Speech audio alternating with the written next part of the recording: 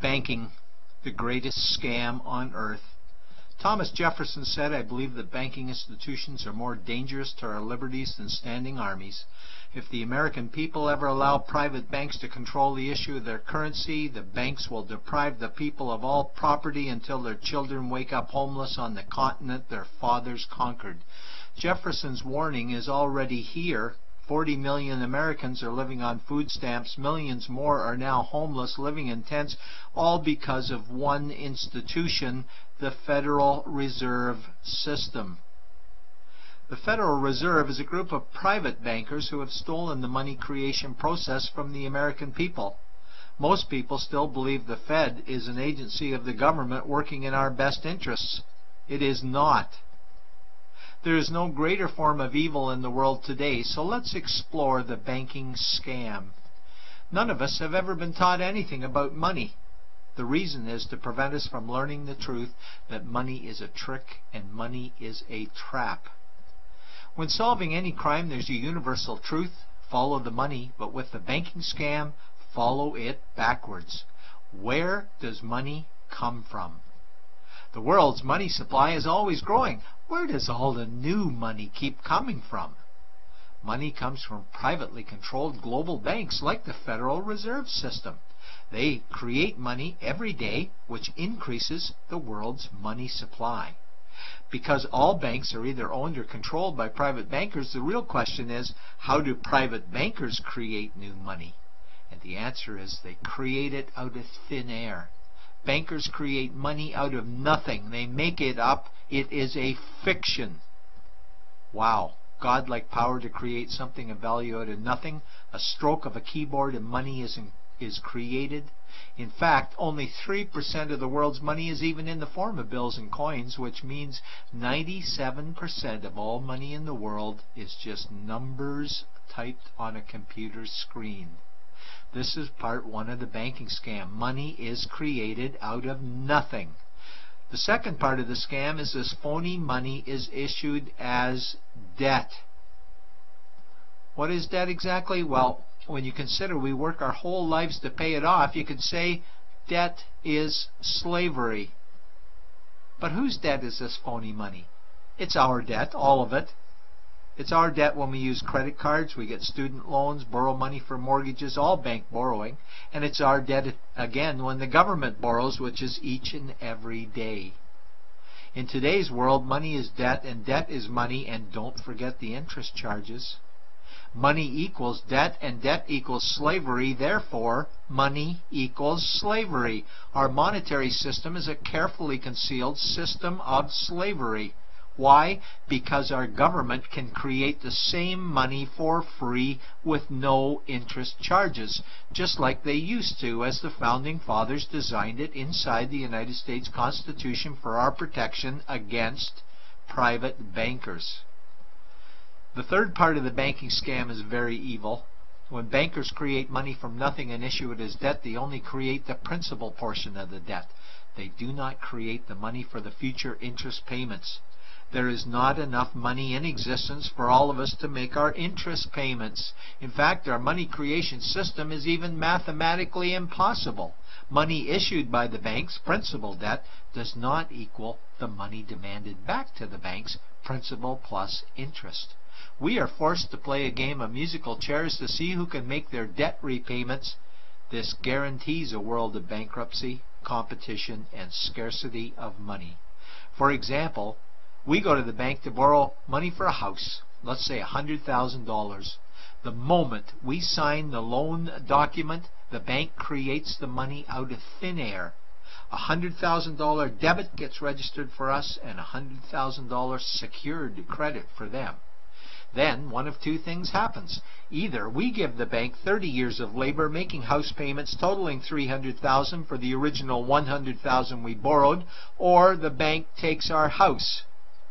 The bankers get either our labor for life or our house, and often they get both, all from money created out of thin air and issued as debt, for money made out of nothing. This is why all the bankers end up with all the assets. The fourth part of the banking scam is inflation. People think inflation is prices and costs increase. A better answer might be the value of our money always goes down. Inflation is created every time the central banks print money, which is every day. Where does all this new money get its value? The answer is it steals its value from the existing money supply, where our savings are. Our savings are disappearing because of the new money they're printing. If money creation was in balance with goods and services, there would be no inflation. Prices would stay the same. But the reality is banks always print money, driving prices ever higher, which steals the value of our savings, making them disappear.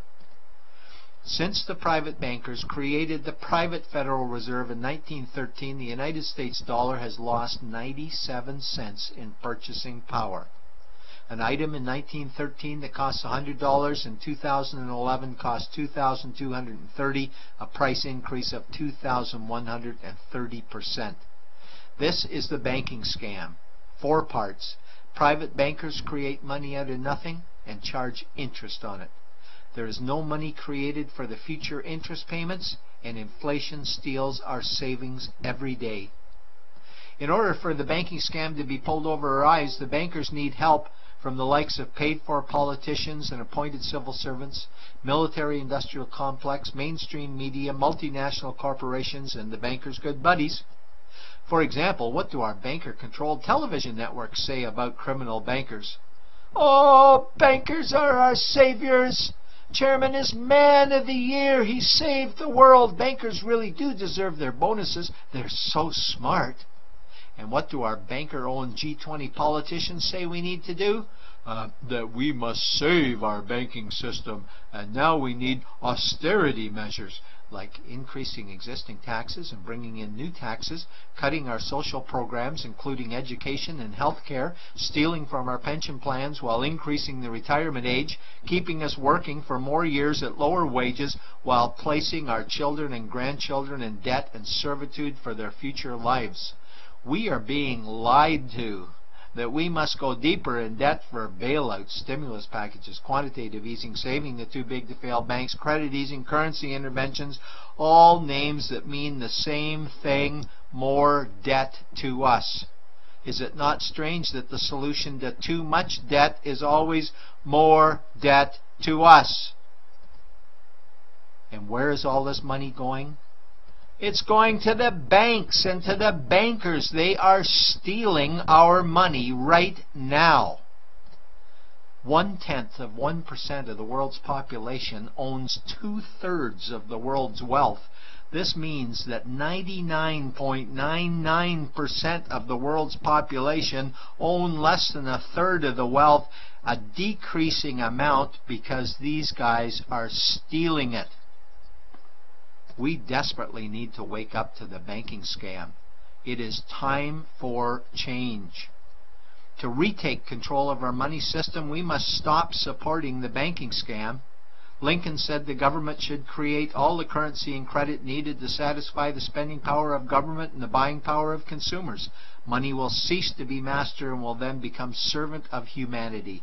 And Jefferson said the issuing power of money should be taken from the banks and restored to the people to whom it properly belongs. It's a pyramid scheme, and we, the people, are the bottom layers of the banking pyramid. Without our support, the banking scam collapses. We have to do it ourselves. Wake up, get active, wake others, remove our money from the bank. Buy gold and silver coins, get out of debt, rip up your credit cards. These actions will bring down the banking scam. Only vote for politicians who support debt-free money, or run for office yourself, and turn off mainstream media to search for the truth while you still can. And support every effort to end the Federal Reserve System and all the privately owned central banks. Let's bring these criminals to justice to get our money and our countries back before it's too late.